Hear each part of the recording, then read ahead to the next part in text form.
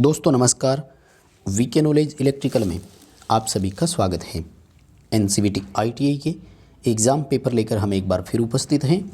दोस्तों आज 23 नवंबर 2020 को इंजीनियरिंग ड्राइंग का 2 वर्षीय जो ट्रेड होती है उन सभी का एग्ज़ाम था जो सेकेंड ईयर में थे, यानी electrician, electronic mechanic, power electric, electroplater, इन सभी ट्रेड का पेपर था जो इवनिंग शिफ्ट में हुआ है। उन्हीं की आंसर की है दोस्तों। बताएंगे कि आपको कौन सा डायग्राम सिंबल कैसे बनाना था। पूरे पेपर पर डिटेल से चर्चा करेंगे। वीडियो को लास्ट तक आप ज़रूर देखना। वीडियो पसंद आ जाए तो लाइक ज़रूर कर देना और आपके कितने सही हो रहे हैं वो आप मिलान कर लीजिए।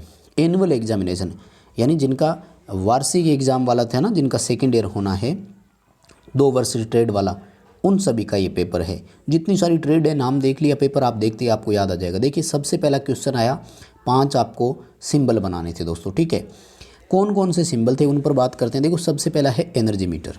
दोस्तों ये तो इन्होंने कहा नहीं कि सिंगल फेज है कि 3 फेज है, ठीक है। इसलिए जब इस तरह का कभी ना कहें तो आपको सिंगल फेज का ही बना देना होता है। सिंगल फेज एनर्जी मीटर के लिए इस तरह का एक बॉक्स बनाना है आयताकार, उसके अंदर आपको KWH लिखना है और सिंगल फेज की इनपुट और आउटपुट 2-2 तारें शो करनी थी। ये तो था इसका अपने फर्स्ट वाले का। सेकंड है अपना लैंप। दोस्तों लैंप का बड़ा सिंपल है, एक ऐसे वर्ताकार एरिया बनाना है और उसके बीच में आपको ऐसे क्रॉस साइन करना था। वो जो है अपने लैंप का सिंबल हो गया। अगला जो था वो है रिले का। अब देखो सिर्फ रिले लिखा है इन्होंने, ओवरलोड रिले नहीं लिखा। तो रिले के लिए इस तरह का एक बॉक्स रहता है दोस्तों, उसके अंदर 2 पॉइंट बनाने थे और ऊपर एक इस तरह की लाइन दिखानी थी।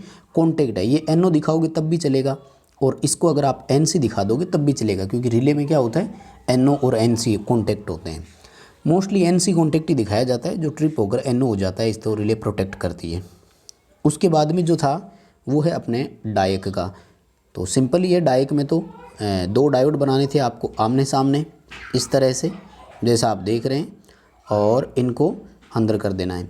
दोनों में MT1 और MT2 मेन टर्मिनल 1 और 2 नाम देना है। और आप चाहो तो एनोड कैथोड भी, एनोड 1 और एनोड 2 भी नाम दे सकते हो, ठीक है। एनोड ही होते हैं दोनों, एनोड कैथोड नहीं होता।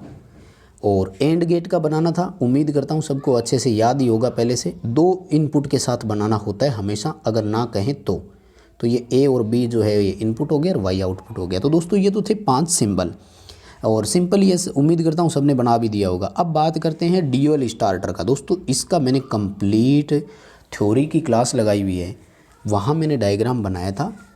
आप अच्छे से देखें, बहुत कुछ समझ में आ जाएगा।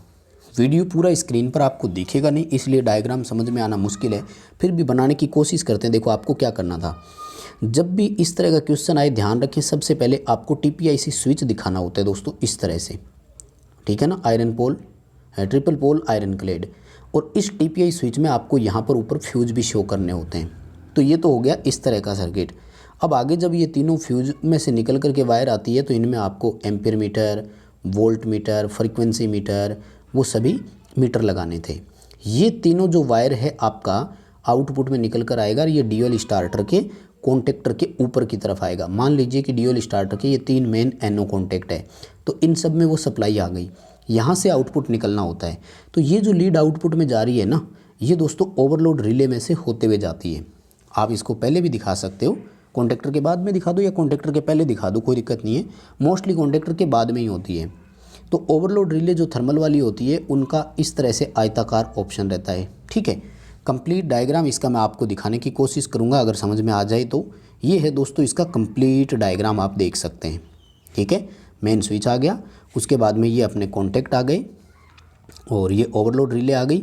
ओवरलोड रिले के कॉन्टेक्ट लिए जाते हैं NO और NC साथ में, और ये स्टार्ट स्टॉप वाले बटन आ गए।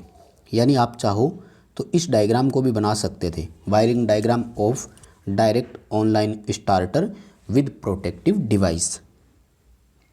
इस तरह के डायग्राम को भी अगर आप बना करके आए तो ये भी एक्सेप्ट हो जाएगा आपका। और अगर आप और डिटेल से बनाना चाहते हैं तो इस तरह का भी बना सकते थे। एक ही बात है, दोनों में कोई बड़ा डिफरेंस नहीं है। 3 फेज़ का है तो ओवरलोड रिले तीनों फेज में दिखा दी। ये 95, 96 ओवरलोड के कॉन्टेक्ट होते हैं। ये ऑक्सिलरी NO लिया हुआ है होल्डिंग के लिए, स्टार्ट बटन के लिए, जो इस कॉइल को होल्डिंग के लिए कमांड देता रहेगा, ठीक है। और ये तीनों जो है मेन पावर के कॉन्टैक्ट थे। तो इस डायग्राम को आप एक बार ऊपर से देख लीजिए, इस तरह से भी आप इसको बना सकते थे। ठीक है, तो ये हो गया अपने ड्यूअल स्टार्टर का। अब आते हैं अपने वापस मेन क्वेश्चन पर कि अपना क्वेश्चन क्या था। तो सेकंड क्वेश्चन कंप्लीट हो गया, उम्मीद करता हूँ सबने अच्छे से बना दिया होगा। थर्ड क्वेश्चन पर लास्ट में बात करेंगे दोस्तों, क्योंकि इसमें क्या किया था, डीसी की मोटर और एसी का जनरेटर दे दिया था। ध्यान रखें दोस्तों, हम एमजी सेट जो होता है ना, मोस्टली उसको एसी टू डीसी ही पढ़ते हैं, ठीक है ना। लेकिन यहाँ क्या हो रहा था, या डीसी टू एसी करवा लिया। तो मैं पूरा डायग्राम आपको समझाऊंगा अच्छे से। पहले ये देख लीजिए, अपन बात कर लेते हैं इसमें। डीसी आर्मेचर का आपको बनाना था, मैं दिखा देता हूँ आप किस तरह से बनाते डायग्राम। डीसी आर्मेचर अगर आप चाहते तो इस तरह से शो करवा सकते थे दोस्तों। ये डीसी आर्मेचर है, स्लॉट दिखा सकते थे आप इसमें और कम्यूटेटर शो कर सकते थे, कोर आपको यहाँ पर दर्शानी थी। ठीक है, तो इसमें कोई बड़ी चीज़ नहीं है। और ये गोडाउन वायरिंग हमने कल बताया था आपको पेपर से पहले, सेम यही आ गया दोस्तों। गोडाउन वायरिंग बड़ा सिंपल है दोस्तों। क्या होता है कि गोदाम वायरिंग में जितने लैंप कंट्रोल करने होते हैं ना, ध्यान रखना स्विच उतने ही होते हैं। 5 लाइट पॉइंट है तो 5 लाइट पॉइंट अपन ने दिखा दिए।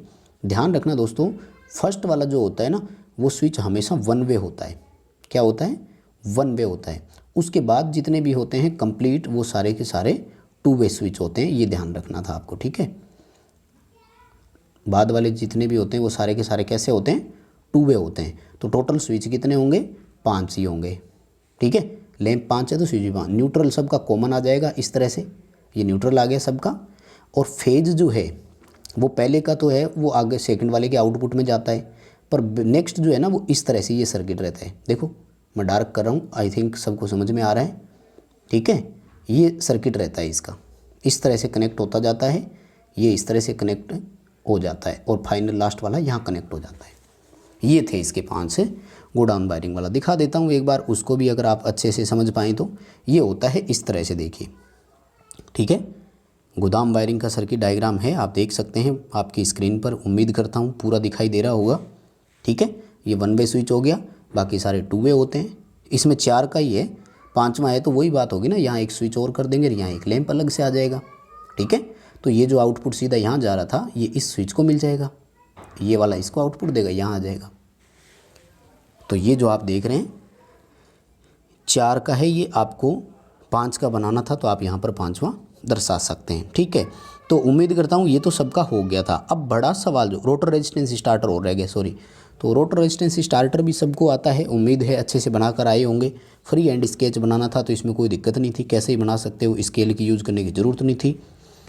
अब जो अपना थर्ड क्वेश्चन है ना, ये ज़्यादा ज़रूरी था। देखो इसमें क्या करना है, 415 वोल्ट की एसी निकलेगी, 3 केवीए का जनरेटर बनना था।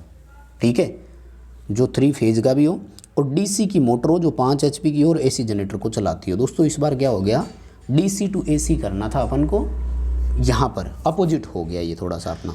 तो इसमें आपको सबसे पहले डीसी का मोटर दिखाना है।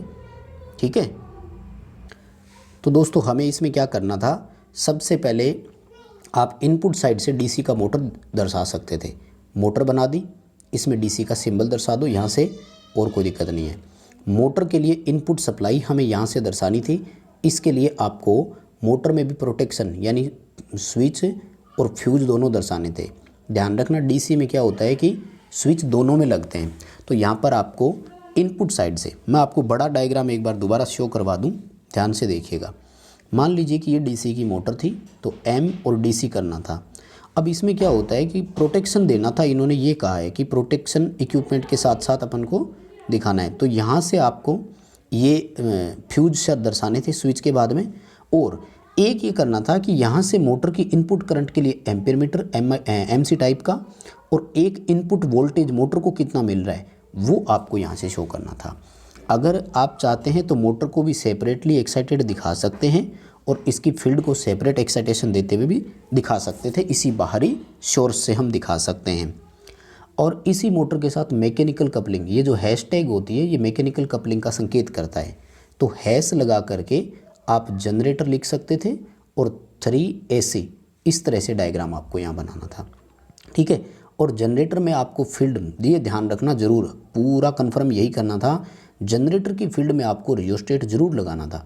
क्योंकि जो आउटपुट वोल्टेज हमें कंट्रोल करना है वो जनरेटर की फील्ड एक्साइटेशन को परिवर्तित करते ही करना था हमें, ठीक है। सॉरी, 3 फेज़ का दिखाना था, तो 3 फेज़ के लिए आपको क्या करना है, जनरेटर 3 फेज़ AC करते हुए यहाँ से 3 फेज़ दिखाने थे एक साथ।